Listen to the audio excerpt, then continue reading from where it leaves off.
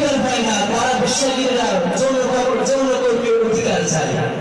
আমাদের জন্য এটা অবাঞ্ছনা না। যদি বাংলার জন্য এটা অধিকার চায়, তাহলে ওই যে বিভিন্ন ধর্মের বা বিভিন্ন মতের যে অনুসারী আছে, কাদিয়ানি বা বিভিন্ন তারা তো বোধায় অধিকার পাইবে।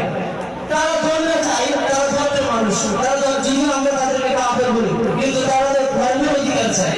তাদের অধিকার দেওয়ার মধ্যে যদি আমরা এতটাই জঘন্য এবং এতটাই ভুলটার বিরোধিতা করি, তাহলে বেশার যদি বাংলার জমিকে নাফাক বাড়াতে চাই, তাহলে আমরা কতটুকু বিরোধিতাই লিপ্ত হয়ে মাঠে নামতে হবে।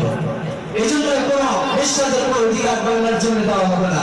যদি অধিকার পেতে চাও, তাহলে মোদী ভারতে যাও, তাহলে আমেরিকায় যাও, সেখানে অধিকার তোমরা বাস্তবায়ন করার চেষ্টা করো।